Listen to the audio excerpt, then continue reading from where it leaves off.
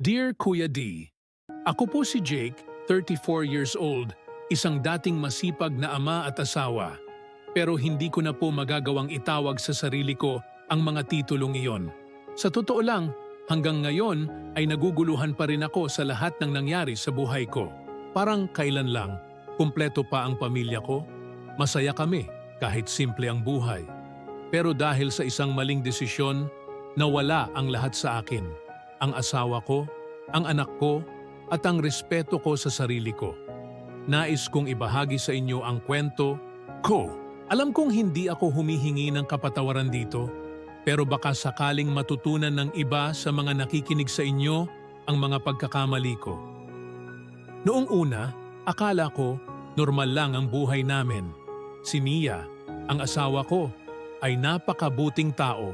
Hindi siya mahilig sa marangyang bagay at ang pinakaimportante sa kanya ay ang maayos at masayang pamilya. May anak kami, si Ella, na noong panahong iyon ay 5 taong gulang pa lang. Siya ang liwanag ng buhay namin, isang bata na parang bumulusok ang buong kalangitan tuwing tatawa siya. Nagtatrabaho ako noon bilang isang sales manager sa isang kilalang kumpanya. Maayos ang sahod, pero minsan nakakaramdam ako ng pagka-burnout. Ganon naman siguro talaga kapag nasa corporate world ka. Pero kahit ganoon, uuwi ako lagi kay Mia at kay Ella at pakiramdam ko, sapat na iyon. Ang problema, minsan ang sapat lang ay hindi pala palaging sapat. Ang una kong pagkilala kay Ma'am Sofia, o Sofia na lang para mas casual, ay noong naging bago siyang managing director ng kumpanya namin. Maganda siya, Kuya D, sa paraang hindi mo maiwasang tumingin. Siya yung tipong confident, sophisticated, at nakakabilib kung paano niya kontrolado ang buong boardroom. Para sa tulad kong simpleng tao, parang imposible siyang maging abot kamay. Pero siguro nga, may paraan ng tadhana na paglalaruan ka. Isang araw, matapos ang meeting, bigla niya akong kinausap. Jake, great job on the presentation kanina. You really know how to sell your ideas, sabi niya habang lumapit at ngumiti sa akin. Para akong kinuryente noon, sanay naman akong makausap ng mga boss ko. Pero iba si Sofia. Iba ang presensya niya, parang may bigat pero kaakit-akit.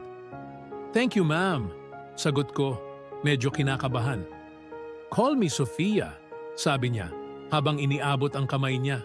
Napaka-casual niya, pero sa loob-loob ko, hindi ko maalis ang kaba. Ang dali niyang makipag-usap, parang ang gaan ng mundo niya. Pero simula noon, may kung anong kakaiba na akong naramdaman tuwing magkikita kami. Hindi ko alam kung bakit. Pero unti-unting nag-iba ang tingin ko sa trabaho. Dati, ginagawa ko lang ito para sa pamilya ko. Pero ngayon, parang may bago akong dahilan. At iyon ang dahilan ng simula ng pagkasira ng buhay ko. Simula ng araw na iyon, hindi ko maalis sa isip ko si Sofia. Sa bawat meeting, sa bawat event, palagi siyang nariyan, nagbibigay ng komento at papuri na parang siya lang ang nakakapansin sa ginagawa ko. Jake, you've been doing great lately, sabi niya minsan habang naglalakad kami palabas ng opisina. I can see you going far in this company. Parang musika ang bawat salita niya. Noong una, iniisip ko na baka ganito lang talaga siya sa lahat ng empleyado. Professional at encouraging. Pero sa paglipas ng mga araw, napansin ko ang mga bagay na kakaiba. Ang paraan ng pagngiti niya sa akin, ang simpleng pagdampi ng kamay niya sa braso ko kapag may sinasabi siya, at ang atensyon na ibinibigay niya na parang ako lang ang mahalaga sa oras na iyon. Siyempre, may parte sa akin na kinikilig. Aminin ko na, Kuya D. Pero pilit kong sinasabi sa sarili ko na wala itong ibig sabihin, may asawa ako, may anak ako, hindi ako dapat nagpapadala. Sa tuwing uuwi ako, si Mia ang sumasalubong sa akin. Napakaalaga niya, Kuya D. Kahit pagod siya buong araw sa pag-aasikaso kay Ella at sa bahay, hindi niya nakakalimutang itanong kung kumain na ako o kung kumusta ang araw ko. Hon, kumusta sa trabaho? Tanong niya isang gabi habang inilalapag ko ang bag ko sa tabi ng pinto. Okay naman, sagot ko, na parang normal lang ang lahat. Pero sa totoo lang, naguguluhan na ako. Alam ko, mali ang nararamdaman ko para kay Sofia. Pero bakit ganoon? Bakit parang hindi ko kayang pigilan ang sarili kong mag-isip tungkol sa kanya? Isang gabi, habang natutulog si Mia at si Ella, bigla akong nagising. Hindi ako mapakali, para bang may bumabagabag sa akin. Lumabas ako ng kwarto at umupo sa sala. Tinext ako ni Sofia. Simpleng message lang naman. Great job today, Jake. You're a rock star. Good night! Nagulat ako. Napangiti pa nga ako kahit hindi ko gusto. Pero hindi ko ito sinabi kay Mia. Tiningnan ko lang ang text at ang kamay ko ay tila may sariling buhay nang sagutin ko ito. Thank you, Sofia. Good night too. Simple lang ang sagot. Pero simula noon, parang mas bumilis ang mundo ko sa tuwing may message siya o may moment na magkasama kami. Ilang linggo ang lumipas, binigyan ako ni Sofia ng bagong project. Ito ang pinakamalaking account na hahawakan ko. Halos tumalo ng puso ko sa excitement pero sabay rin ang kaba. Jake, I'm putting you in charge of this. I know you'll do great, sabi niya sabay ngiti. Thank you, Sofia. I won't let you down, sagot ko. Pilit na pinipigilan ng kaba sa boses ko. Ang bagong project na iyon ay nangangahulugan ng maraming overtime, maraming gabi sa opisina, at maraming oras kasama si Sofia. Doon nagsimula ang mas malalalim na usapan, ang mas matagal na titigan, at ang mas malapit na koneksyon.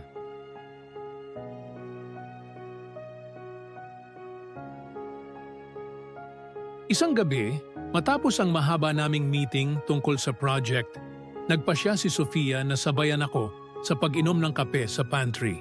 Nag-usap lang kami tungkol sa trabaho, pero habang pinupuno niya ang tasa niya, bigla niyang sinabi, Jake, alam mo ba? You're different from everyone else here. You're smart, hardworking, and charming. Natulala ako, Kuya D. Hindi ko alam kung anong isasagot ko. Pero bago ko pa man mahanap ang tamang salita, inabot niya ang kamay ko at bahagyang hinawakan ito. Keep it up, dagdag niya, sabay bitiw ng kamay ko at ngiti na parang wala lang nangyari. Pero sa loob-loob ko, iyon ang simula ng pagbagsak ko. Isa sa mga pinakamalaking project na hawak ng kumpanya namin ay kailangang i-present sa isang investor mula sa Singapore. Si Sofia ang lead, pero ako ang inatasan niyang maging right hand niya para sa lahat ng detalye. Jake, we need to stay late tonight to finalize everything. This has to be perfect, sabi niya habang nag-aayos ng mga papeles.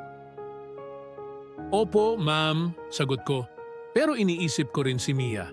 Nag-text ako kay Mia na gagabihin ako, dahilan ko ang trabaho. Okay, Hon, ingat ka, sagot ni Mia, na parang walang ideya sa kung ano talaga ang nangyayari. Pagdating ng 10:00, kami na lang ni Sofia ang nasa conference room. Tahimik ang paligid, tanging tunog ng keyboard at printer ang maririnig.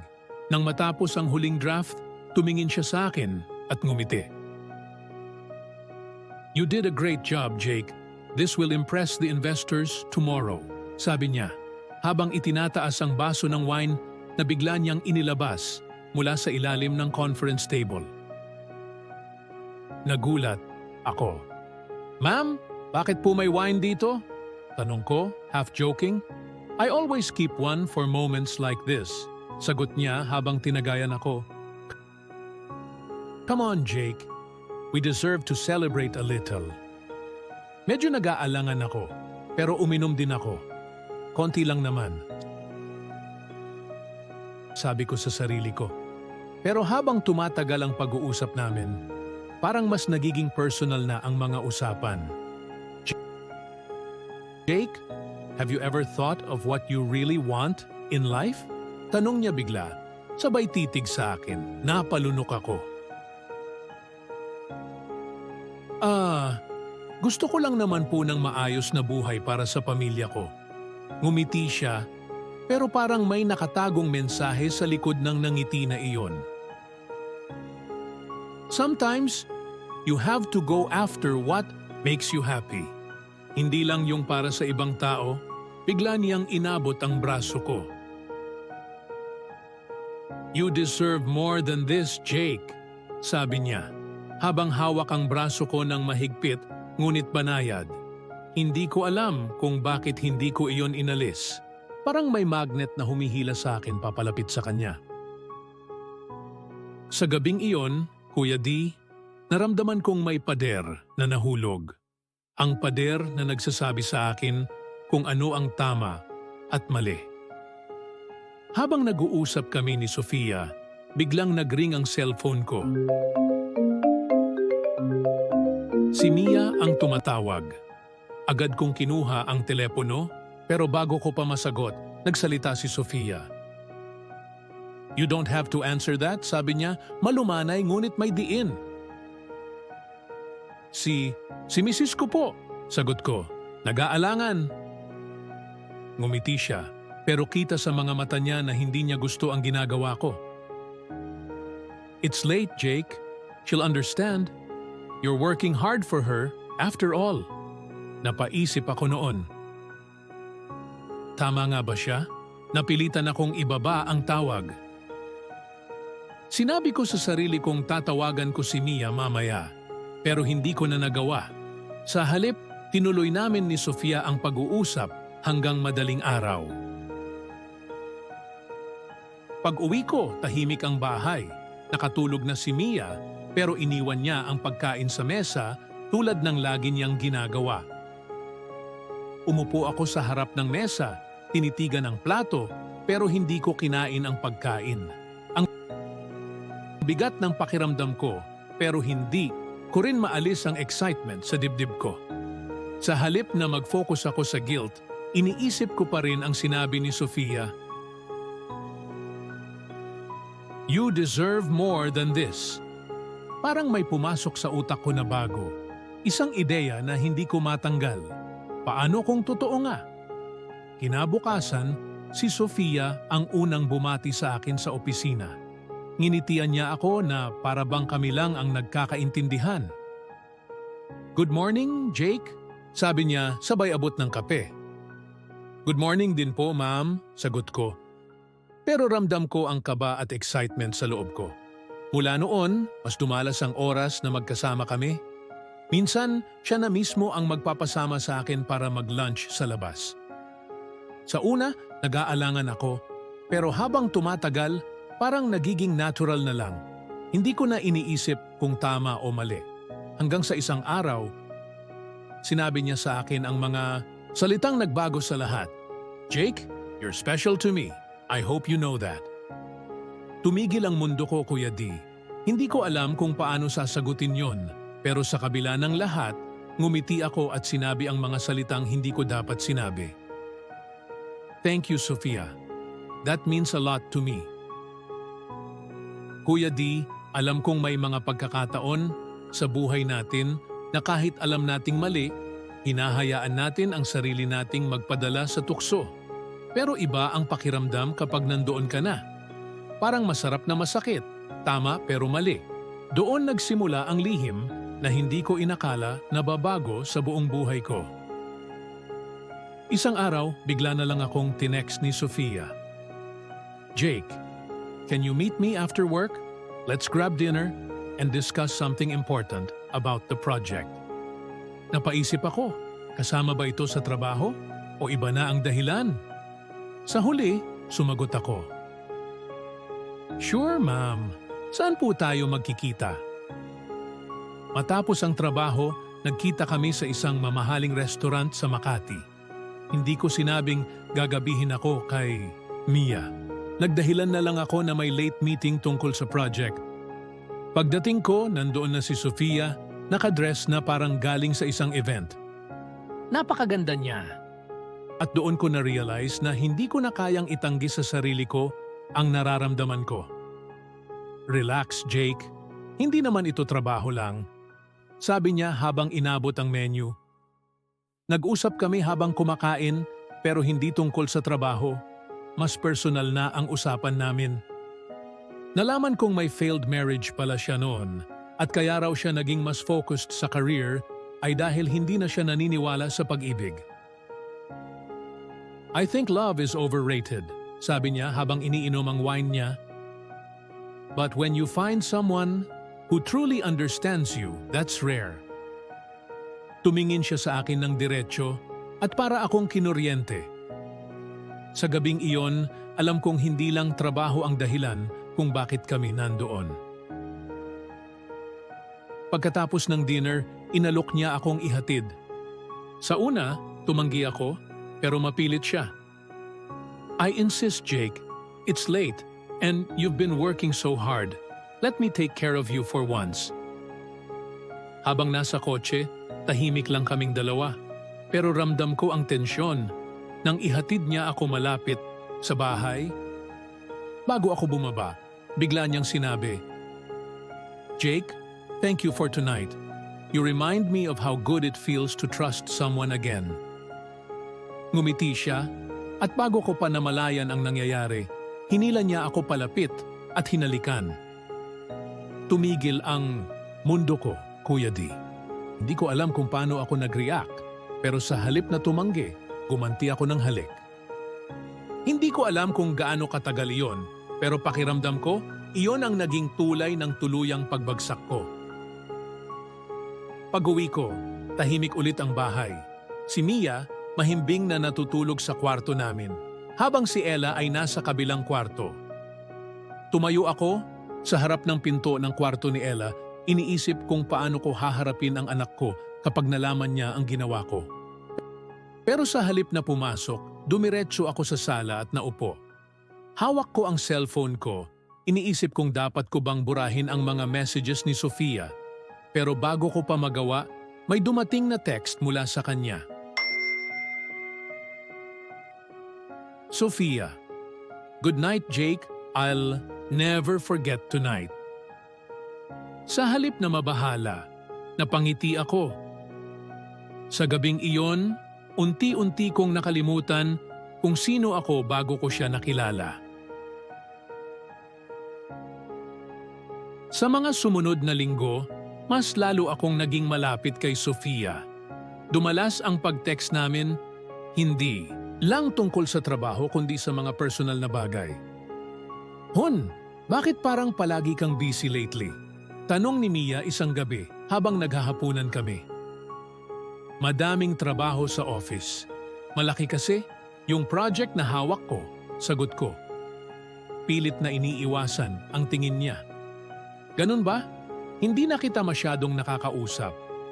Napansin kong malungkot ang boses niya, pero imbis na makaramdam ako ng guilt, mas lalo kong inisip si Sofia. Habang tumatagal, mas naging matapang si Sofia. Minsan, bigla na lang niya akong aayain na mag-lunch sa labas o mag-coffee sa kalapit na kafe. Kapag magkasama kami, parang wala nang ibang tao sa paligid. Jake, you make me feel alive again. Sabi niya minsan habang hawak ang kamay ko sa ilalim ng mesa.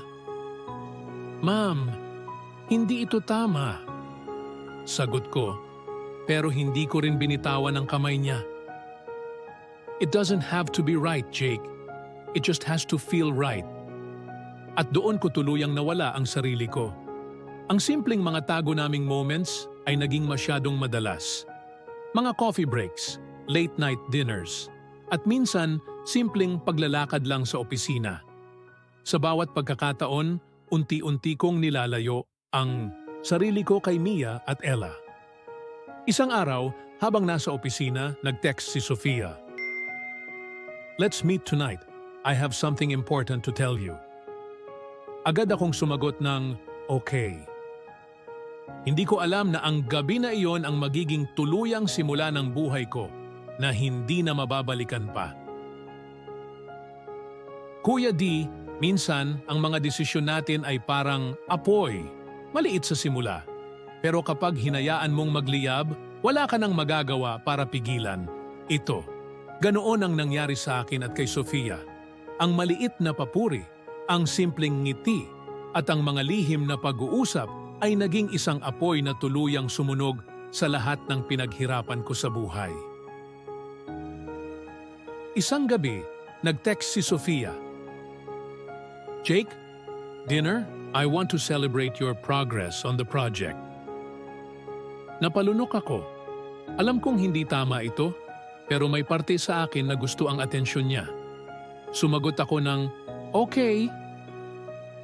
Habang iniisip ang dahilan, nasasabihin ko kay Mia, "Hon, late na ako, uuwi.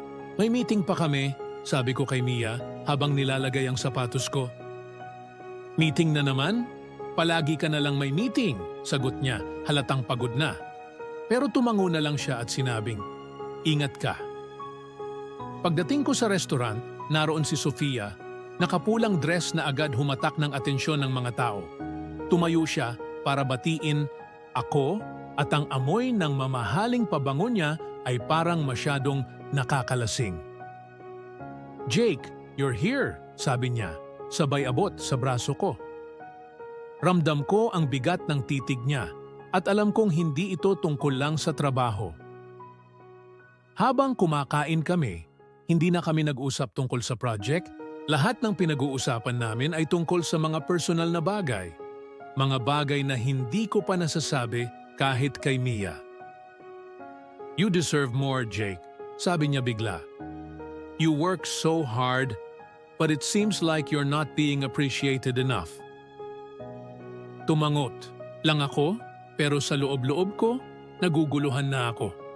May bahagi sa akin na gustong kontrahin siya, pero may mas malaking bahagi na gustong maniwala sa mga sinasabi niya. Pagkatapos ng dinner, hinatid niya ako sa kotse. Bago ako makababa, tumingin siya sa akin at sinabing, "Jake, I like spending time with you. You're different." At bago pa ako makapagsalita, hinila niya ako papalapit at hinalikan. Hindi ito yung tipong awkward o biglaan. Ito yung tipo ng halik na parang sinasabi niyang sa kanya na ako. Isang linggo ang lumipas. Sinabi niyang gusto niyang mag-relax mula sa stress ng trabaho. "Jake, let's go somewhere quiet this weekend. We both deserve a break," sabi niya. Nag-alangan ako, pero hindi rin ako tumanggi. Nagdahilan ako kay Mia na kailangan kong mag-attend ng out-of-town seminar. Kita ko ang lungkot sa mga mata niya, pero hindi niya iyon pinigilan. Pagdating namin sa Tagaytay, nag-check-in kami sa isang private villa. Ang buong lugar ay tahimik. Ang tanawin ay maganda, pero sa kabila ng lahat, may bumabagabag sa akin. "Relax, Jake. Stop overthinking," sabi ni Sofia habang hinahawakan ang kamay ko. Sa gabing iyon, nagising ako sa gitna ng malamig na hangin. Lumabas ako sa balcony para mag-isip. Tinitigan ko ang ilaw sa malayo. Iniisip kung ano ang ginagawa ni Mia at Ella habang wala ako. Pero bago pa ako magpakalunod sa guilt, lumabas si Sofia, nakangiti. "Jake, stop punishing yourself. You deserve this." Bulong niya habang inilalagay ang kamay niya sa balikat ko. At sa gabing iyon, tuluyan na akong bumigay. Habang pauwi kami mula Tagaytay, tumawag si Mia. Hindi ko sinagot, pero maya't maya, nagte-text siya. "Mia." "Hon, kumusta? Namiss ka ni Ella." "Mia, anong oras ka uuwi? Okay ka lang ba?" Lahat ng texts niya, hindi ko sinagot. Habang nagdadrive si Sofia, tinitigan niya ako. "You don't have to feel guilty, Jake. Sometimes, we need to be selfish to find our happiness." Pinatay ko ang cellphone ko. Gusto kong sumagot. Gusto kong sabihin kay Mia na mahal ko siya. Pero sa sandaling iyon, mas malakas ang hatak ni Sofia kaysa sa pamilya ko. Pagdating namin sa opisina kinabukasan, parang normal lang ang lahat. Pero sa bawat tingin ni Sofia sa akin, sa bawat ngiti niya, alam kong iba na ang relasyon namin. "Jake, my office after lunch. We need to talk," sabi niya, sabay kindat. Pagdating ko sa opisina niya, Isinara niya ang pinto at ngumiti. Lumapit siya sa akin at sinabing, "I think we make a great team, Jake. Don't you?" Tumango ako, pero alam kong hindi na ito tungkol sa trabaho. Ang mga late-night meetings, mga biglaang text, at mga simpleng hawak ng kamay ay naging bahagi na ng pang-araw-araw kong buhay. Isang gabi, habang nasa bahay ako, biglang dumating si Mia sa sala, hawak ang cellphone niya. "Jake, sino si Sofia?" Tanong niya habang pinapakita ang isang text na naiwan kong hindi nabura. Natulala ako, Kuya D. Wala akong maisagot. At sa gabing iyon, nag-umpisa ng mabunyag ang lihim na pilit kong itinatago. Kuya D, sa gabing iyon na nahuli ako ni Mia, parang bumagsak ang mundo ko. Pero sa halip na tumigil ako, lalo akong lumayo. Alam kong mali. Alam kong dapat kong itama ang lahat, pero may parte sa akin na ayaw bumitaw. Pilit kong kinukumbinsi ang sarili ko na kaya ko pang itago ang lahat, na kaya kong pagsabayin ang dalawang mundo, ang pamilya ko at si Sofia. "Jake, sino si Sofia?" Tanong ni Mia. Hawak ang cellphone ko habang nanginginig ang boses niya. Hindi ko alam ang sasabihin ko. Nakita ko sa mga mata niya ang sakit, ang pagkalito, at ang galit. Pero imbis na umamin, nagsinungaling ako. "Si Sofia, boss ko siya. Nag-uusap lang kami tungkol sa trabaho," sagot ko. Pilit na kalmado ang boses ko kahit pakiramdam ko ay mabubuwal ako sa kaba. "Jake, bakit ganito ang mga messages nyo?" "Good night, Jake. I miss you already." "Ano to? Trabaho?" Sigaw niya habang pinapakita ang mga texts na naiwan ko. "Mia, you're overreacting. Wala ito. Wala kaming relasyon," sagot ko. Kahit sa loob-loob ko, alam kong kasinungalingan iyon. Tumahimik si Mia, pero kita ko sa mukha niya ang hindi paniniwala. Lumapit siya sa akin, hawak ang cellphone, at sinabing, "Jake, sabihin mo sa akin ang totoo. Huwag mo akong gawing tanga." Pero sa halip na umamin, tumalikod ako. "Mia, pagod ako. Huwag na tayong mag-away. Walang nangyayari sa amin ni Sofia." Hindi siya sumagot, pero ramdam kong hindi pa tapos ang usapan. Mula noon, lumayo ako kay Mia.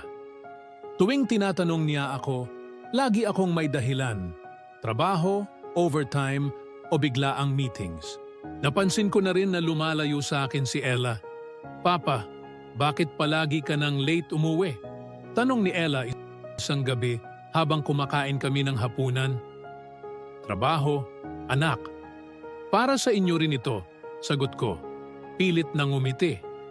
Pero hindi siya ngumiti, pabalik. Bumigat ang pakiramdam ko noon, pero sa halip na harapin ang problema, mas lalo akong nagpakalunod sa relasyon namin ni Sofia. Sa tuwing kasama ko siya, parang nawawala ang guilt ko. Habang tumatagal, mas naging daring si Sofia. Hindi na niya iniwasan ang paghawak ng kamay ko kahit nasa opisina kami. Minsan, bigla na lang siyang dadalaw sa desk ko para magtanong, pero halata sa tingin ng mga katrabaho namin na may kakaiba. "Jake, we should take a trip again," sabi niya isang araw habang nasa parking lot kami. "I miss having you all to myself." "Sofia, baka masyado ng halata," sagot ko, pero ngumiti lang siya. "Let them think what they want. I don't care. What matters is us," sagot niya. Sabay halik sa labi ko bago siya sumakay sa kotse niya. Pag-uwi ko, nakita ko si Mia na tahimik sa sala. Hawak niya ang mga lumang litrato namin bilang pamilya. "Jake, hindi ka ba nagsasawa sa kasinungalingan?" tanong niya. Pero hindi ko siya sinagot. Dumiretso ako sa kwarto at iniwasan ang tingin niya. Pagkalipas ng ilang linggo, napansin kong lumalayo na rin si Mia. Hindi na siya nagtatanong kung saan ako pupunta. Hindi na rin siya naghahain ng hapunan kapag gabi na akong umuuwi. Sa una, hindi ko iyon pinansin. Pero isang gabi, nagulat ako nang sabihin niya, Jake, ayoko na. Kung gusto mong ituloy yan, gawin mo. Pero huwag mo na akong paasahin na magiging maayos pa tayo. Natigilan ako. Sa unang pagkakataon, naramdaman ko ang tunay na epekto ng mga ginagawa ko. Pero sa halip na magmakaawa, tumango lang ako at sinabing, Mia, I just need time. Time? Para saan? Para tuluyang masira ang pamilya natin? Sagot niya, habang tumutulo ang luha niya. Jake, kung mahal mo kami ni Ella, tigilan mo na yan. Pero kung mas mahalaga siya sa'yo, umalis ka na. Kinagabihan, nagpunta ako kay Sofia. Pagdating ko sa kondo niya, sinalubong niya ako ng yakap at halik. Jake, you're mine now, sabi niya, sabay ngiti. Habang hawak niya ang kamay ko, iniisip ko kung ano na ang nangyari sa buhay ko. Sa bawat hakbang papalayo sa pamilya ko, mas lalo akong nawawala. Kuya D, sa lahat ng ginawa ko, ito ang pinakamasakit, ang araw na tuluyan kong iniwan ang asawa at anak ko. Alam kong hindi tama, pero sa mga panahong iyon, naniniwala akong kailangan kong piliin ang sarili kong kaligayahan. Ang problema, ang kaligayahang iyon ay nagmula sa maling tao. Jake, tapusin mo na. Kung mahal mo pa kami, itama mo na ang lahat, sabi ni Mia. Tahimik, pero puno ng pighati habang nakaupo kami sa hapagkainan. Tahimik lang ako. Sa loob-loob ko, alam kong mahal ko si Mia at si Ella, pero mas malakas ang hatak ni Sofia sa akin. Sa puntong iyon, hindi na ako sigurado kung sino ba talaga ako. Jake, ayoko nang ipaglaban ng isang relasyon na ako lang ang sumusubok na buuin, dagdag ni Mia. Habang nanginginig ang kamay niya sa bawat salitang binibitawan. Sa halip na magmakaawa o umamin, tumayo ako at sinabing, Mia, I think it's better this way. Ayokong masaktan pa kayo dahil sa mga pagkukulang ko. Nakita ko ang pagkasira sa mukha niya. So, totoo? Pinili mo na siya? Hindi ako sumagot. Tumalikod ako. Iniwan siya sa mesa habang si Ella, na nakasilip mula sa kwarto, ay tahimik na umiiyak. Sa sandaling iyon, parang may parte ng kaluluwa ko ang nawala. Pag-alis ko, tumuloy agad ako sa kondo ni Sofia. Pagbukas niya ng pinto, nginitian niya ako na parang alam niyang nagdesisyon na ako. Jake, I'm so proud of you, sabi niya habang niyayakap ako. Akala ko, magiging masaya ako sa piling niya. Sa unang linggo, para kaming nasa honeymoon stage, magagarang dinner, weekend getaways, at walang katapusang tawanan. Pero habang tumatagal, unti-unting lumalabas ang tunay na ugali ni Sofia. Jake, I need you to focus more on work. Hindi pwedeng late ka sa deadlines. Ayokong mapahiya. Sabi niya minsan nang magkamali ako sa isang report. Naisip ko noon, akala ko ba pagmamahal ang hinahanap ko? Pero bakit parang trabaho lang din ang tingin niya sa akin? Isang gabi, habang nasa kondo kami ni Sofia, tumawag si Ella. Hindi ko alam kung paano niya nakuha ang bagong number ko, pero nang marinig ko ang boses niya, parang piniga ang puso ko. Papa, bakit hindi ka na umuuwi? Tanong niya. Walang galit, pero puno ng lungkot ang boses niya. Ella, I'm sorry anak. Busy lang si Papa, sagot ko. Pero alam kong hindi sapat iyon. Papa, bumalik ka na. Ayaw ko na kayong mag-away ni Mama, sabi niya, habang humihikbi. Bago pa ako makapagsalita, biglang kinuha ni Sofia ang cellphone ko. Jake, hindi ito ang oras para sa drama. Focus on us, sabi niya, sabay baba ng tawag. Sa sandaling iyon, nakita ko ang gulat sa sarili kong mukha, pero hindi ako kumibo. Pinilit kong kumbinsihin ang sarili ko na tama ang desisyon ko, kahit pa unti-unti akong kinakain ng guilt. Habang lumalalim ang relasyon namin ni Sofia, mas naging demanding siya. Hindi na siya ang charming at maasikasong babae na nakilala ko sa opisina. Jake, bakit hindi ka sumama sa meeting kanina? Napahiya ako. Sigaw niya isang gabi matapos akong malate sa isang company event. Sofia, tao lang ako. Hindi ko kayang perpekto sa lahat ng oras, sagot ko, pero imbes na kumalma siya, mas lalo siyang nagalit. Then, maybe you're not as capable as I thought. You were, sabi niya. Malamig ang boses, para akong sinampal sa sinabi niya. Doon ko naisip, iniwan ko ang pamilya ko para sa isang tao na hindi ko lubos na kilala. Isang gabi, habang mag-isa akong nakaupo sa sala ni Sofia, dumating siya, lasing. Tumayo siya sa harap ko at sinabing, Jake, kung hindi mo kayang maging tao na gusto ko, aalisin kita sa buhay ko. Napaisip ako, Kuya D, kanino ba ako magtatakbo kung tuluyang mawala ang lahat? Kuya D, sa mga panahong iyon, pakiramdam ko ay nasa gitna ako ng isang bangungot. Alam kong mali ang ginagawa ko, pero hindi ko magawang huminto. Pinili ko si Sofia, iniwan ko ang pamilya ko, at ngayon, ako ang nakakulong sa isang buhay na mas magulo kaysa sa iniwan ko. Sa gabing iniwan ko, hindi ko makakalimutan ang huling sinabi ni Mia. Jake, nagpakasal tayo dahil nangako ka. Nangako kang hindi mo kami iiwan, pero anong ginawa mo? Sinira mo lahat para sa isang tao na hindi ka kilala, katulad ng pagkakakilala ko sa'yo, sabi niya habang tumutulo ang luha niya. Sinubukan kong hindi tumingin sa kanya, pero hindi ko kayang tumakas sa bigat ng mga salita niya. Mia, hindi ko intensyon na saktan ka, pero hindi na ito gumagana para sa atin, sagot ko. Pilit na nagpapakatatag kahit parang tinutusok ang puso ko. Hindi gumagana? Dahil hindi mo sinubukan. Jake, tumalikod ka sa amin. Pinabayaan mo kami, si Ella. Hindi na niya natapos ang sinabi niya dahil nasamid siya sa sobrang iyak.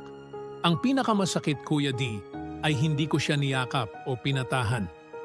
Tumalikod ako, kinuha ang mga gamit ko at iniwan sila.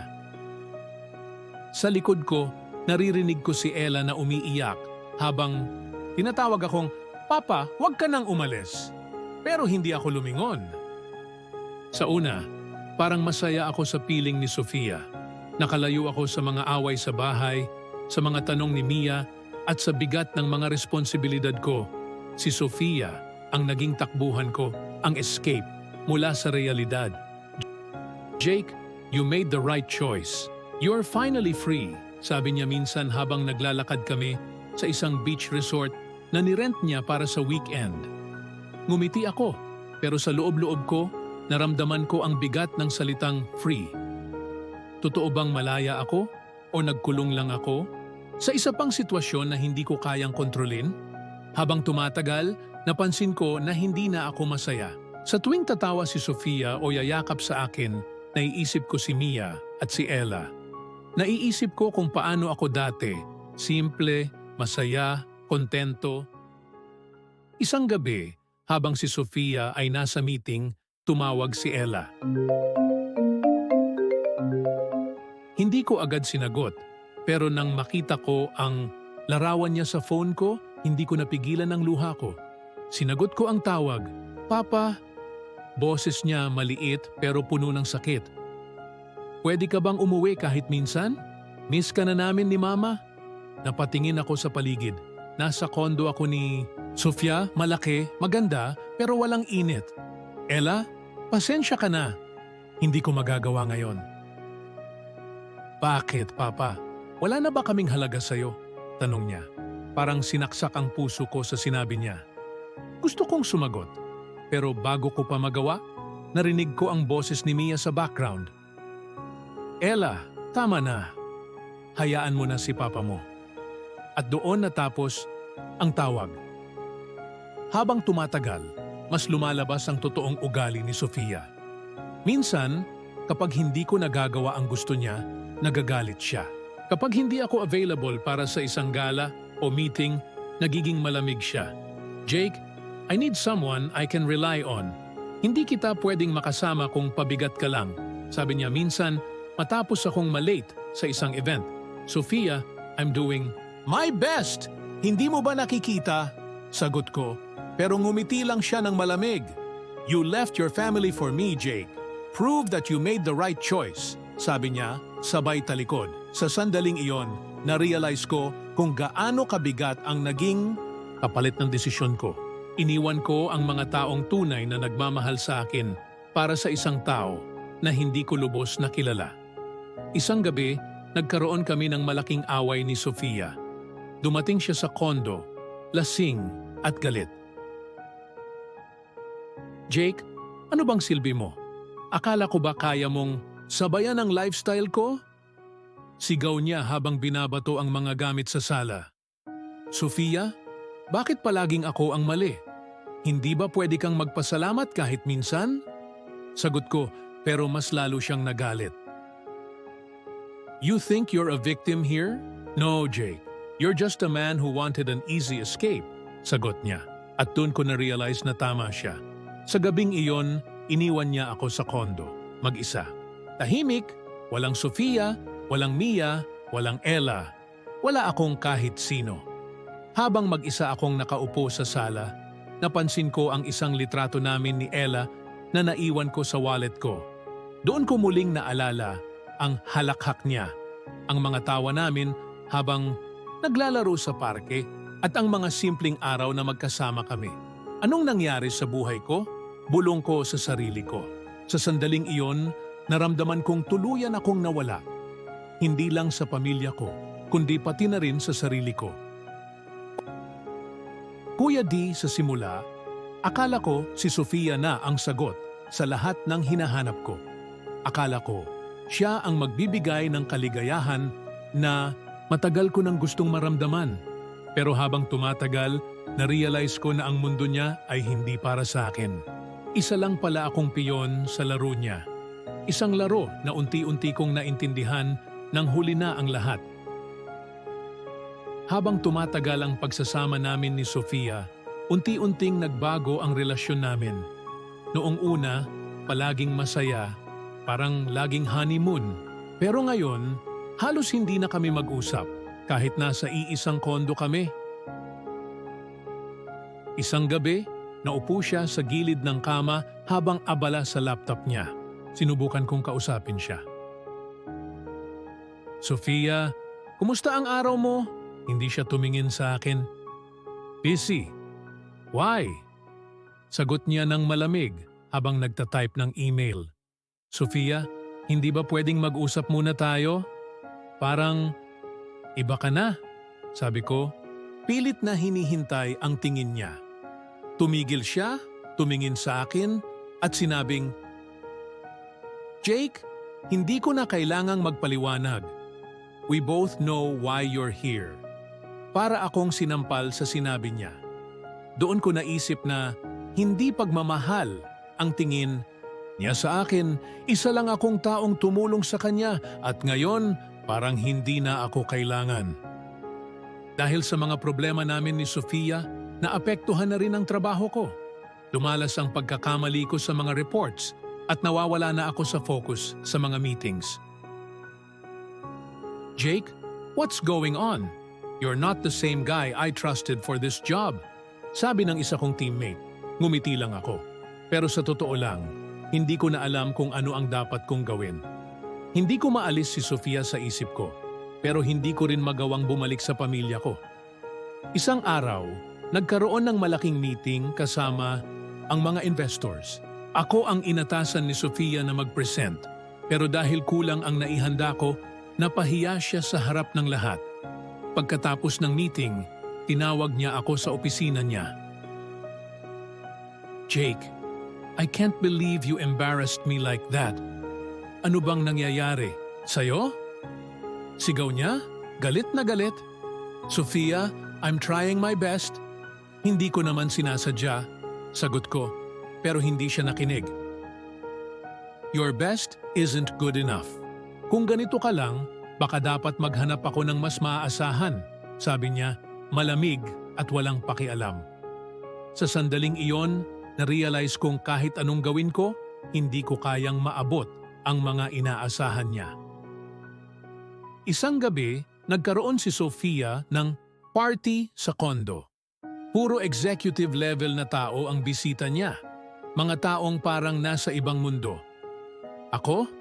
Isa lang akong estranghero na walang lugar doon. Jake, just mingle. Don't embarrass me, sabi niya habang binubuksan ang pinto para salubungin ang mga bisita. Habang nasa party, naramdaman ko ang pagiging out of place ko. Habang nag-uusap ang mga tao tungkol sa mga investments, luxury vacations, at kung ano-anong mamahaling bagay, naisip ko si Mia at si Ella. Naisip ko ang mga simpleng gabi namin, kumakain ng lutong bahay habang nanonood ng cartoons si Ella. Jake, are you even listening? Tanong ni Sofia nang lapitan niya ako. Oo naman, sagot ko. Pero alam kong wala ako sa wisyo. Then act like it. You're embarrassing me, sabi niya. Sabay iwan sa akin sa gitna ng mga bisita. Sa gabing iyon, tumingin ako sa paligid at na-realize ko, iniwan ko ang pamilya ko para sa ganitong buhay. Isang araw, nang dumating ako sa kondo, nagulat ako nang makita kong wala si Sofia. Ang mga gamit niya, wala na. Naiwan lang ang isang sulat sa lamesa. Jake, I think we need time apart. I don't think this is working anymore. Thank you for everything, but I need to focus on myself now. Para akong binuhusan ng malamig na tubig, iniwan ako ni Sofia. Walang paliwanag, walang harapang pag-uusap, wala. Naglakad ako sa buong kondo. Hinahanap ang mga alaala namin, pero ang naramdaman ko lang ay ang bigat ng kawalan. Mag-isa akong naupo sa sofa, hawak ang litrato ni Mia at Ella. Naiiyak ako, pero hindi ko alam kung may karapatan pa akong umiyak. Iniisip ko si Mia. Siguro, masaya na siya na wala na ako. Si Ella, siguro mas mabuti nang hindi na niya ako makilala bilang ama. Jake, anong ginawa mo sa buhay mo? Bulong ko sa sarili ko habang tinititigan ang sariling refleksyon sa bintana. Sa gabing iyon, na-realize ko na tuluyan akong nawala. Habang nakaupo sa dilim, tumunog ang cellphone ko. Isang hindi kilalang numero ang tumatawag.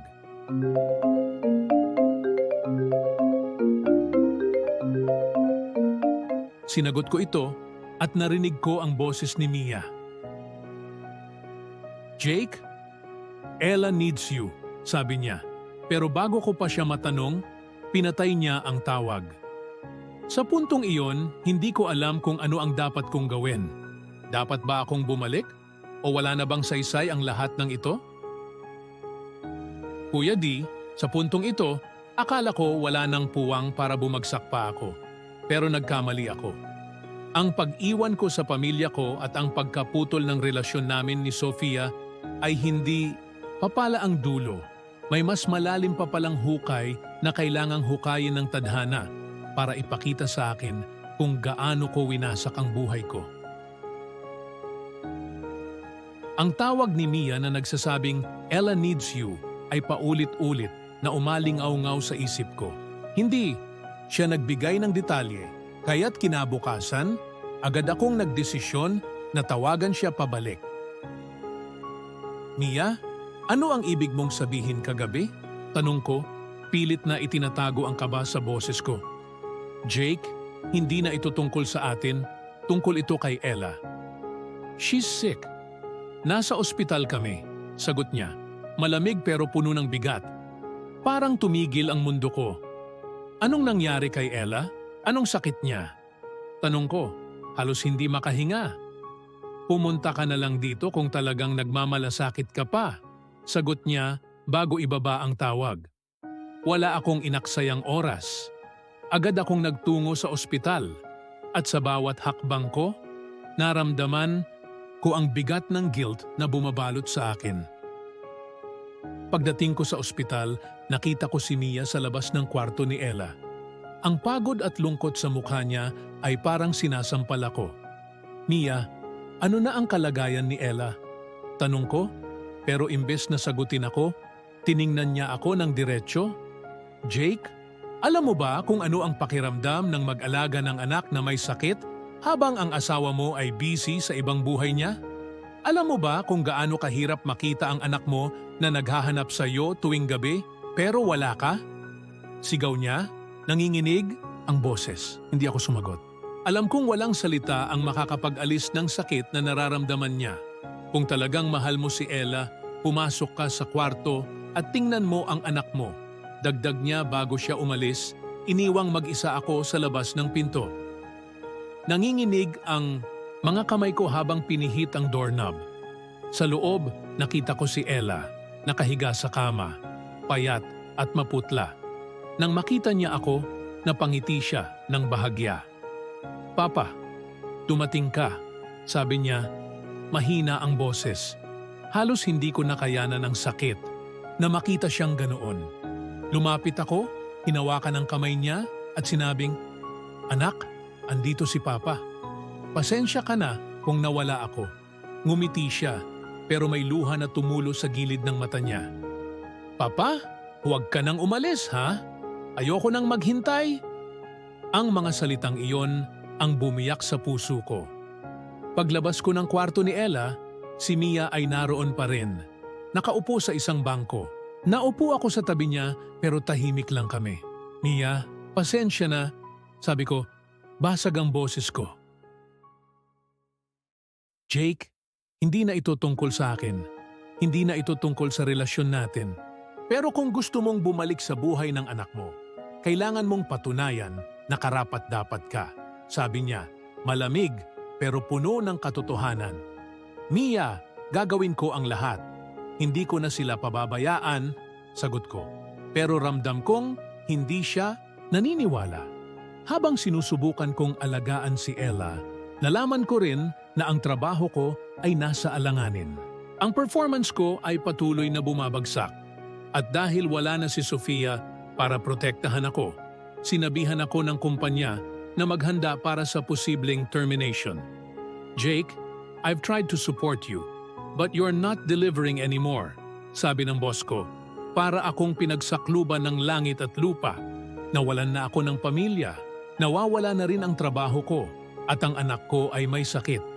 Sa puntong iyon, naramdaman kong wala na akong natirang matibay na pundasyon sa buhay ko. Isang gabi, habang nasa ospital ako, dumating si Mia para bantayan si Ella. Lumabas ako para maglakad sa parking lot, pilit na iniisip kung paano ko maaayos ang lahat. Habang nakatingin ako sa madilim na kalangitan, napaupo ako sa gilid ng kotse at nagsimulang umiyak. "Lord, kung naririnig mo ako, tulungan mo naman ako." Hindi ko na alam ang gagawin ko, bulong ko, habang umaagos ang luha ko. Sa puntong iyon, na-realize ko na ang lahat ng nangyari sa akin ay resulta ng mga desisyong mali. Ako ang pumili nito.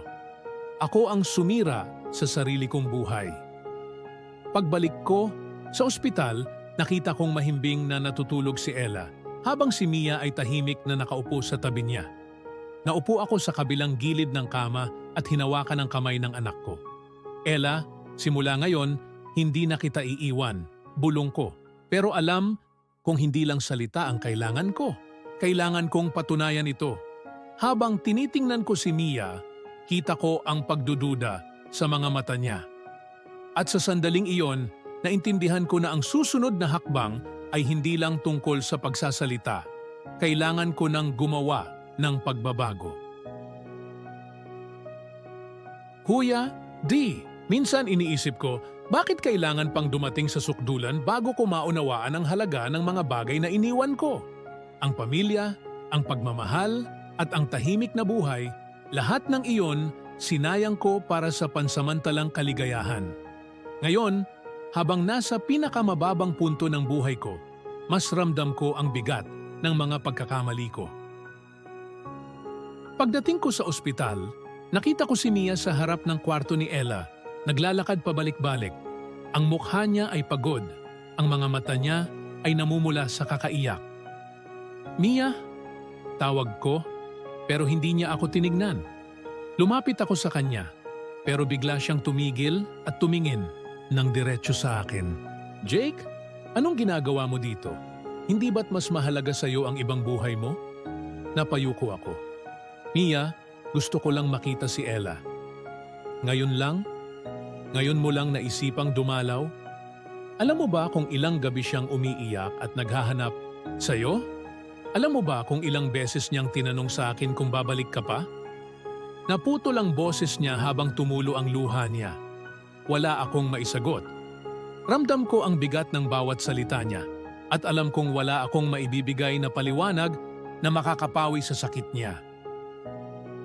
Habang nagpapahinga si Ella, lumabas ako ng kwarto para makausap si Mia. Nakita ko siyang nakaupo sa waiting area, hawak ang cellphone niya, pero halatang malalim ang iniisip. "Mia, pasensya na," sabi ko.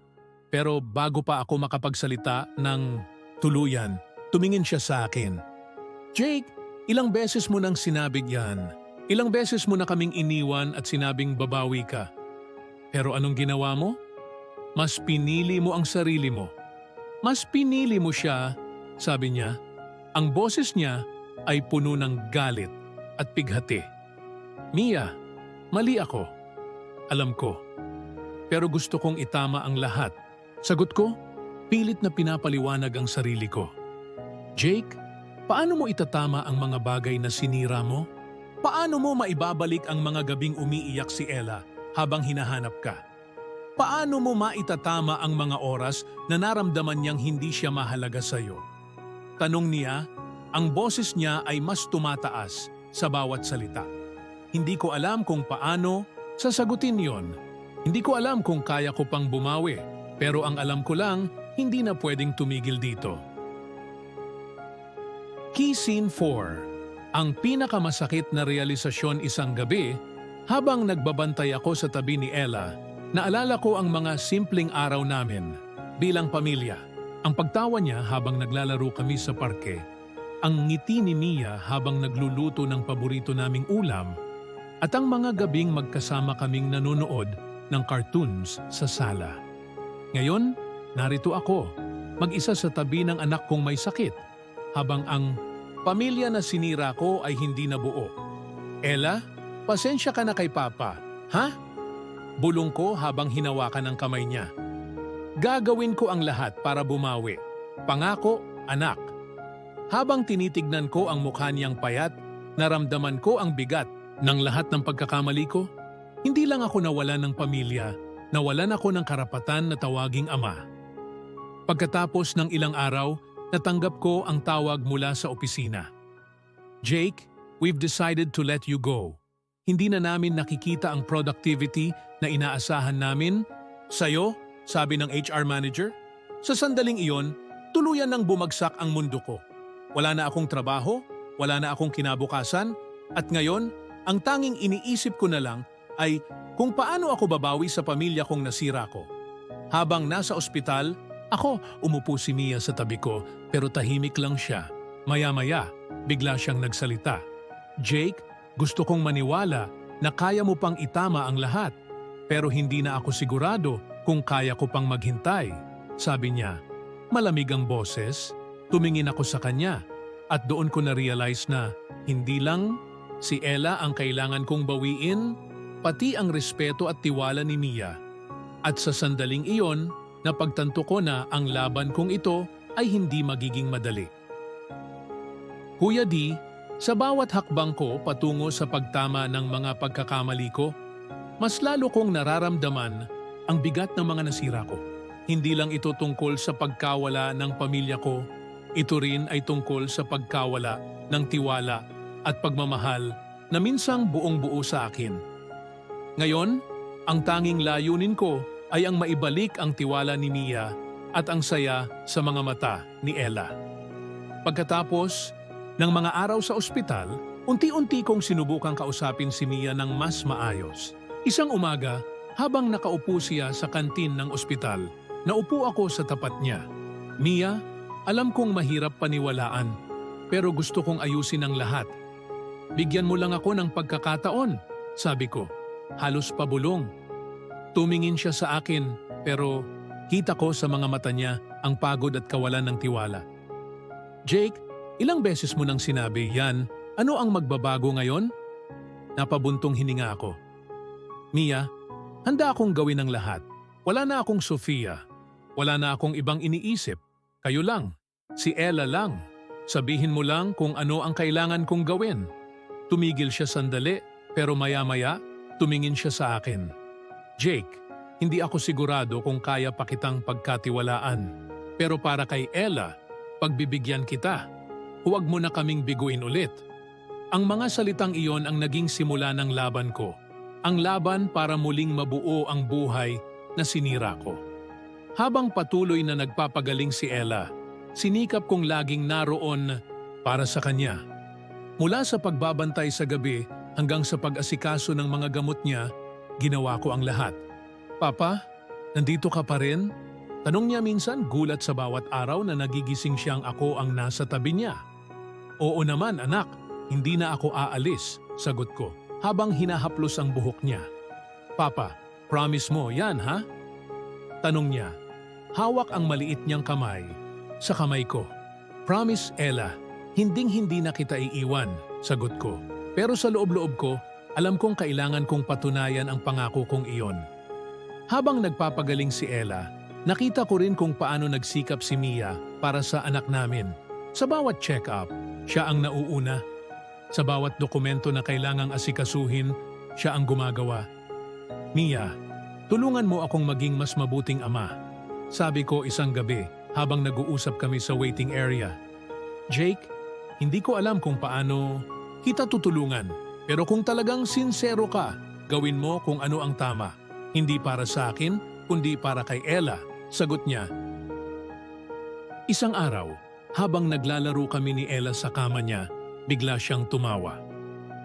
Papa, ang saya ko na nandito ka ulit, sabi niya, habang hawak ang isang laruan na minsan ko nang binigay sa kanya noong bata pa siya. Oo, anak, hindi na mawawala. Si Papa, sagot ko, habang pilit na itinatago ang luha ko. Ngumiti siya at sa sandaling iyon, naramdaman kong unti-unti nang bumabalik ang koneksyon namin bilang mag-ama. Pagkatapos ng ilang buwan, unti-unting gumaling si Ella at sa wakas, nakalabas na siya ng ospital. Habang papauwi kami, sinabi ni Mia ang isang bagay na hindi ko inaasahan.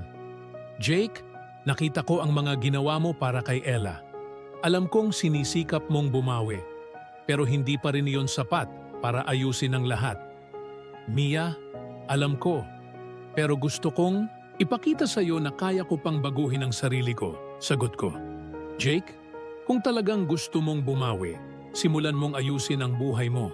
Maging ama ka kay Ella at maging responsable ka sa mga desisyon mo. Iyon lang ang kailangan mo gawin para magtuloy-tuloy ang tiwala ko sa iyo, sabi niya bago siya lumayo at pumasok sa kwarto ni Ella. Habang nakaupo ako sa sala, iniisip ko, ang sinabi ni Mia, alam kong hindi pa sapat ang ginawa ko, pero nararamdaman kong may pag-asa pa. Sa kabila ng lahat ng pagkakamali ko, alam kong hindi ko hahayaan ang pagkakataong ito na mawala muli. At sa puntong iyon, nangako ako sa sarili ko. Babawi ako, kahit gaano kahirap. Kuya D, habang nasa ospital, unti-unti kong naramdaman ang bigat ng mga tao na ginugol ko sa maling direksyon. Habang tinitingnan ko si Ella na payat at mahina at si Mia na pagod at ubos, naisip ko kung gaano ko silang pinabayaan. Pero ang pinakamabigat sa lahat ay ang tanong na paulit-ulit na sumisigaw sa isip ko. Deserve ko pa ba ang pagkakataong ito? Isang gabi, habang natutulog si Ella, naglakas loob akong kausapin si Mia. Nakita ko siyang nakaupo sa gilid ng kama ni Ella, hawak ang kamay ng anak namin habang tahimik na umiiyak. Mia, bulong ko habang nilapitan siya. Tumingin siya sa akin, ang mga mata niya namumugto at puno ng sakit. Jake, ano na naman? Tanong niya, pero walang galit sa tono niya, puro pagod lang. Mia, gusto kong magpasalamat at humingi ng tawad. Alam kong sobra-sobra na ang pagkukulang ko at alam kong hindi madali para sa iyo ang lahat ng ito, sabi ko, habang pilit na nilalabanan ang lump sa lalamunan ko. Tumayo siya at hinarap ako. Jake, hindi lang mahirap, sobrang sakit. Hindi mo alam kung gaano ako nasaktan sa tuwing nagtatanong si Ella kung kailan ka uuwi. Hindi mo alam kung ilang beses kong sinubukang panindigan na kaya kong maging magulang para sa kanya ng mag-isa. Sagot niya. Ang boses niya nanginginig. Gusto ko lang malaman mo, Mia, na hindi ko nahahayaan mangyari ulit iyon. Gagawin ko ang lahat para bumawi, sagot ko. Pero kitang-kita sa mukha niya ang pagdududa. Jake, ilang beses mo na ba akong sinabihan ng ganyan? Ilang beses na akong umasa. Alam mo ba kung anong ginawa mo sa akin at sa anak natin? Tanong niya. At sa puntong iyon, hindi ko na napigilan ng luha ko. Mia, wala na akong ibang hihilingin kundi ang maayos ang lahat. Hindi ko alam kung paano, pero susubukan ko, sabi ko, halos pabulong. Habang ang mga luha ko ay tuloy-tuloy nang bumagsak. Nakita kong pumikit siya at huminga ng malalim. Jake, para kay Ella, pagbibigyan kita, pero huwag mo na akong paasahin pa. Huwag mo na ulit kaming saktan, sagot niya. Malamig, pero puno ng katotohanan. Isang gabi, habang natutulog si Mia sa isang bench sa ospital, nagising si Ella. Agad, akong lumapit sa kanya at nakita kong nakatingin siya sa akin, mahina ang ngiti sa kanyang mga labi. Papa, andito ka pa, sabi niya. Ang boses niya mahina. Oo, anak, andito pa si Papa? Sagot ko, pilit na pinipigilang humagulgol. Papa, bakit ang tagal mong bumalik? Akala ko, nakalimutan mo na kami ni Mama? Tanong niya, habang nakatingin ng diretso sa mga mata ko. Naramdaman kong parang sinasaksak ang puso ko sa bawat salita niya. Ella, hindi ko kayo nakalimutan. Pasensya ka na kung hindi ako naging mabuting ama. Pero andito na ako, anak. Hindi na ako aalis, sagot ko, habang mahigpit na hinawakan ang kamay niya. Promise, Papa? Tanong niya. At sa sandaling iyon, nakita ko ang pag-asa sa kanyang mga mata. Promise, anak.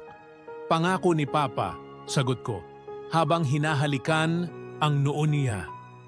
Kinabukasan, habang nagpapahinga si Ella, nakita ko si Mia na tahimik na nagdarasal sa isang sulok.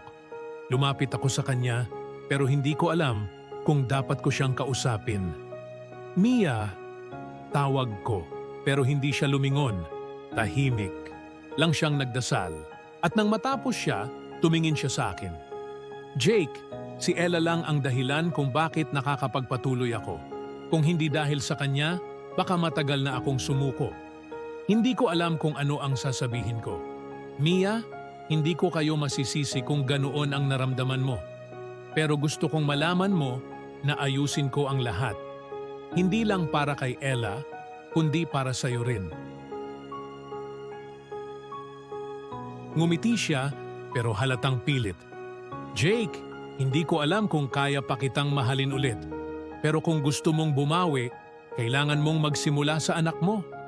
Isang gabi, habang mahimbing na natutulog si Ella, naupo ako sa tabi niya. Tinitigan ko ang mukha niyang payat, ang mga matang halos hindi na kumikislap tulad ng dati. Napaisip ako sa lahat ng oras na nawala ko sa kanya. Ella, pasensya na. Anak, hindi ko na maibabalik ang mga panahong wala ako. Pero pangako, babawi si Papa. Ipaglalaban kita kahit anong mangyari. Bulong ko habang pinupunasan ang luhang dumaloy sa pisngi niya. Pagkalabas ni Ella mula sa ospital, nagkaroon kami ng pagkakataong mag-usap ni Mia habang papauwi. Tahimik lang siya, pero halatang malalim ang iniisip. Mia, gusto kong malaman mo na handa akong magsimula ulit. Kahit ano ang sabihin mo, gagawin ko, sabi ko, habang nakatingin sa kanya. Jake, hindi ito tungkol sa'yo. Ito ay tungkol kay Ella. Kung gusto mong bumalik sa buhay namin, simulan mong itama ang sarili mong buhay. Magtrabaho ka, bumangon ka, at ipakita mong karapat-dapat kang maging ama niya, sagot niya. Ang boses niya matigas, pero totoo. Mia, gagawin ko ang lahat, sagot ko. At sa puntong iyon, naramdaman kong may konting liwanag sa madilim kong mundo. Habang papasok sa bahay, nakita ko si Ella na nakaupo sa sofa, tahimik pero ngiting-ngiti habang hawak ang laruan niyang paborito. Papa, ang saya ko na nandito ka ulit, sabi niya. At sa sandaling iyon, naramdaman kong may pag-asa pa. Pero sa likod ng bawat ngiti niya, alam kong kailangan kong panindigan ang lahat ng pangako ko.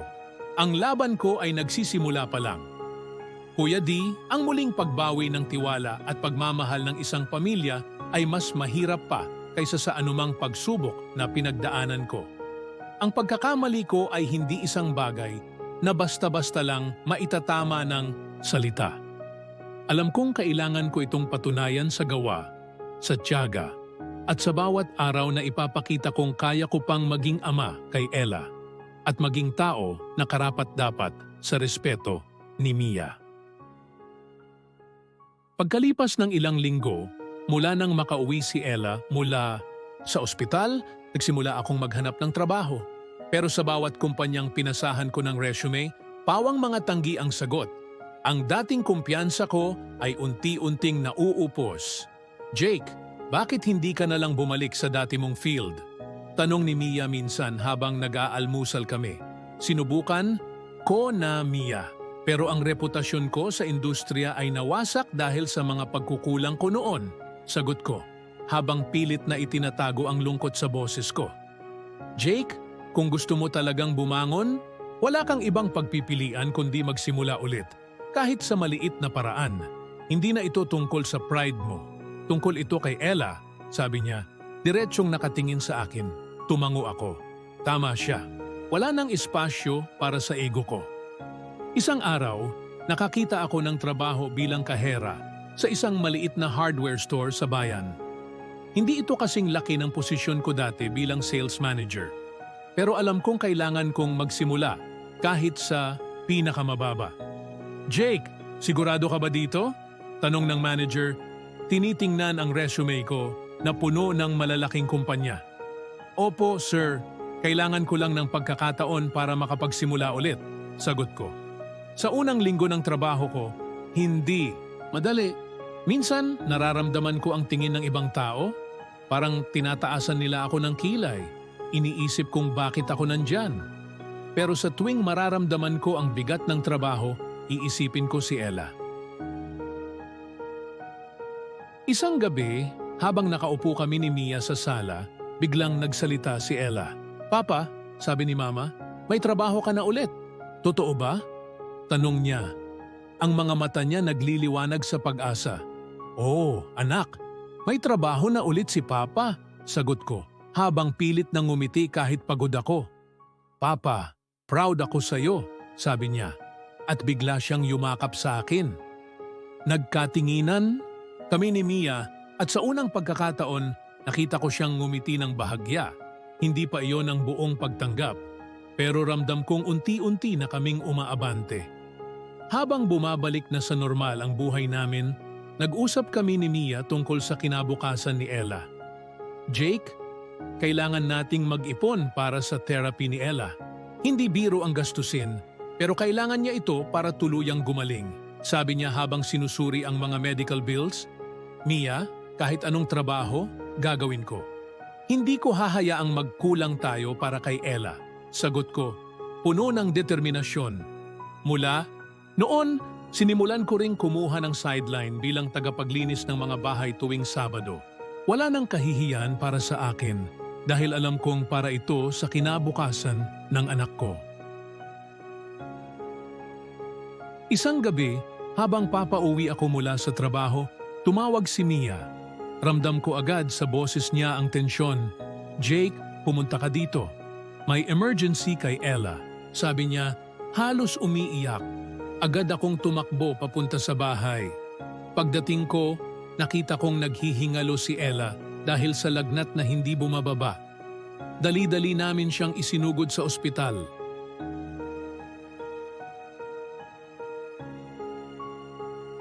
Habang hinihintay ang resulta ng pagsusuri, halos hindi ako makakilos. Nagdasal ako ng buong puso, humihiling na bigyan pa ako ng pagkakataon na bumawi sa anak ko. Lord, alam kong hindi ako naging mabuting ama, pero bigyan mo pa ako ng pagkakataon. Huwag mong kunin ang anak ko, bulong ko habang umiiyak.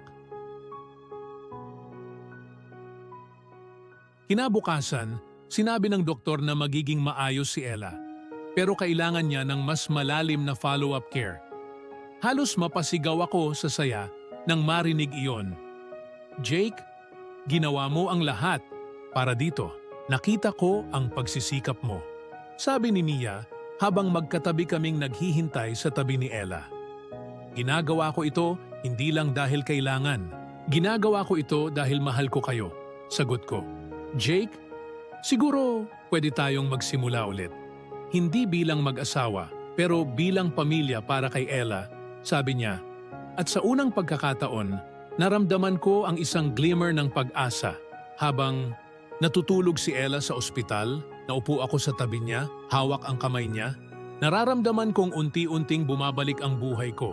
Hindi sa dating anyo nito, pero sa mas makabuluhang paraan. Sa isip ko, paulit-ulit kong sinasabi, kailangan kong panindigan ito. Hindi na ako pwedeng magkamali ulit. Kuya D, sa wakas, nararamdaman ko na ang liwanag sa dulo ng napakahabang dilim na kinasadlakan ko. Pero alam ko, ang liwanag na iyon ay hindi regalo. Kailangan ko itong pagtrabahuhan. Ang pagbawi ng tiwala at pagmamahal ay hindi natatapos sa isang salita o aksyon. Ito ay patuloy na laban na dapat kong panindigan araw-araw.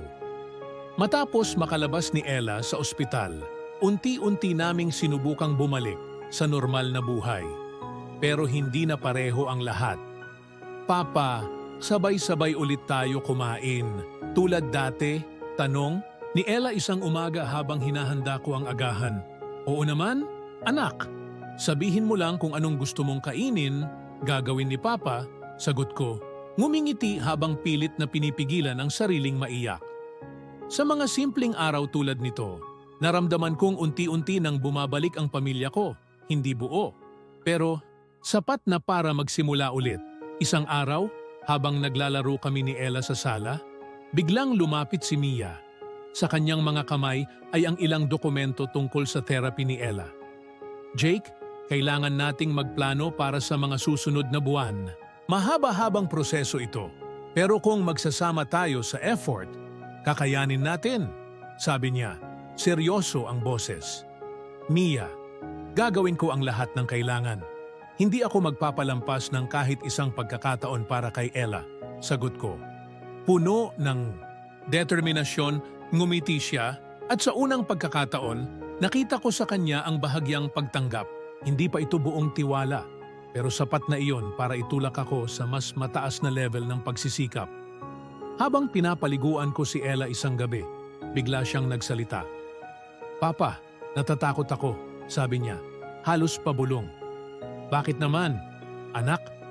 Andito. Si Papa, sagot ko. Pilit na pinapakalma siya. Papa, baka umalis ka ulit. Ayoko nang mawala ka, sabi niya. Habang nakatingin sa akin, puno ng pag-aalala ang mga mata niya. Hindi ko napigilan ang luha ko. Lumuhod ako sa tabi niya at hinawakan ang kanyang mga kamay. Ella, pangako ni Papa, hindi na ako aalis. Hinding-hindi na. Pasensya na kung nawala ako noon, pero hindi na mangyayari iyon ulit, sabi ko. Habang hinahaplos ang kanyang buhok, ngumiti siya. Pero alam kong may takot pa rin sa puso niya. Kaya alam kong hindi sapat ang mga salita ko. Kailangan kong ipakita ito sa gawa. Isang gabi, habang natutulog si Ella, may nakita akong sobre sa mesa sa sala. Nakalagay doon ang pangalan ko sa sulat kamay ni Mia. Binuksan ko ito at binasa ang laman. Jake, alam kong hindi madali ang lahat ng nangyari sa atin. Alam kong hindi rin madali para sa'yo na bumangon mula sa pagkakamali mo. Pero gusto kong malaman mo na nakikita ko ang effort mo. Nakikita ko kung paano mo sinisikap na bumawi kay Ella at sa akin. Hindi ko alam kung kailan kita kayang patawarin ng buo. Pero gusto kong bigyan ka ng pagkakataong patunayan na kaya mong magbago. Hindi para sa akin, kundi para kay Ella. Siya ang dahilan kung bakit ako nagpapatuloy at alam kong siya rin ang dahilan kung bakit gusto mong magbago. Hindi ko sinasabing magmadali tayo, pero nandito ako, willing na makipagtulungan sa'yo. Sana, hindi mo kami bibiguin. Habang binabasa ko ang liham, naramdaman ko ang bigat ng responsibilidad na kailangan kong dalhin. Pero sa kabila ng lahat, naramdaman ko rin ang pag-asa, ang posibilidad na maaari pa akong maging bahagi ng pamilyang minsan kong sinira. Simula, noon, ginawa ko ang lahat ng makakaya ko para patunayan ang sarili ko. Nagtatrabaho ako ng masipag, ginagastos ang sahod ko para sa therapy ni Ella, at sinisiguradong may oras ako para sa kanya. Isang araw, habang naglalaro kami ni Ella sa parke, bigla siyang tumingin sa akin at ngumiti. Papa, masaya ako na nandito ka ulit. Hindi ko mapigilang ngumiti. At habang hinahalikan ko ang kanyang noo, naramdaman kong unti-unti nang bumabalik ang dating saya sa buhay ko. Makalipas ang ilang buwan, dumating ang araw na nagsimula ng bumuti ang kalagayan ni Ella. Sa bawat hakbang niya sa therapy, nararamdaman kong nagbubunga ang lahat ng sakripisyo namin ni Mia. Jake, salamat sa pagtutulungan natin. Sabi ni Mia isang gabi habang tinatapos namin ang budget para sa susunod na buwan. Mia, salamat din sa pagbibigay mo ng pagkakataon. Hindi ko sasayangin ito, sagot ko. At sa unang pagkakataon, nakita ko sa kanya ang ngiti na minsan ko nang sinira. Kuya D, ang kwento ko ay hindi perpekto. Maraming mali, maraming pagkukulang at maraming sakit. Pero natutunan ko na ang pagbawi sa pagkakamali ay hindi isang simpleng bagay. Kailangan itong pagsikapan araw-araw. Hanggang ngayon, patuloy pa rin akong natututo. Patuloy pa rin akong nagbabayad para sa mga maling desisyon ko noon. Pero sa tuwing tinitingnan ko si Ella at si Mia, nararamdaman kong may dahilan pa rin para magpatuloy. Ang pagmamahal ay hindi laging sapat. Kailangan itong sabayan ng gawa, ng pagsisikap at ng katapatan. At iyon ang natutunan ko sa pinakamahirap na paraan.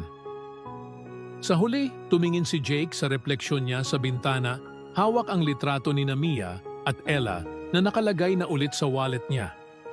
Napangiti siya at sa isip niya, isang bagay lang ang malinaw. Ito, ang tamang daan.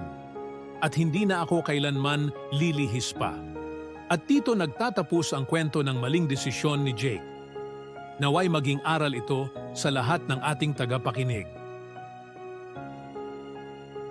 Hanggang sa muli, paalam.